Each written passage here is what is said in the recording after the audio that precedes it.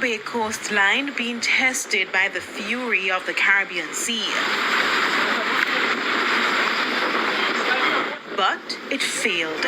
St. James fisherfolk and business operators have been hit hard by what they described as the most bizarre flooding event they have seen in decades. Kelisha Williams has their story.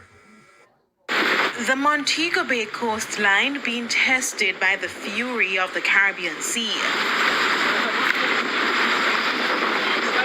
But it failed. Storm-like surge pushed meters of water inland, inundating the coastal communities. In fact, the flood waters transformed Pier 1 into a floating pier. Significant damage. I can't tell you that we're used to it. We're used to the weather. But this is a little bit worse than what we normally get. I guess from here is just wait until it dies down. All hands on deck. The heavy rain started Monday evening as the island experienced bad weather associated with a cold front. However, we were told this is far worse than what residents had anticipated. It's part of life. Nobody hurt. So the damage that we have can be rebuilt. For these fishermen, the future seems more bleak. As they tried to save their vessels and fishing equipment, they could not help but reflect on what they lost at sea. The amount of damage, you have boat engine lick off, you have other boat bust up. There are several works.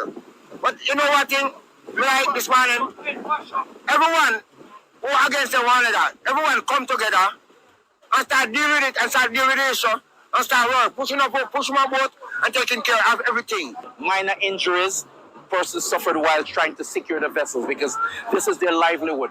So persons would have lost engines. I've heard 2 persons reported so far where engine broke off the transom on the boat, and crazy damages, fiberglass damage. But most of all, most of the fishermen at this location would have lost fish traps.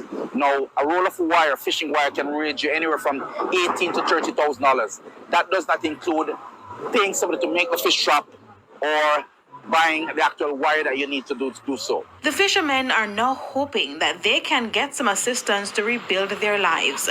But is this a sign of what's to come as climate change worsens weather events globally?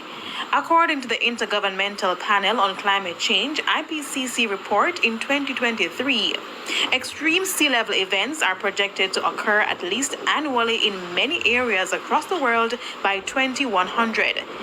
It also indicated that global warming will continue to make rainfall more unpredictable and intense over the next few years. Kelisha Williams, TVJ.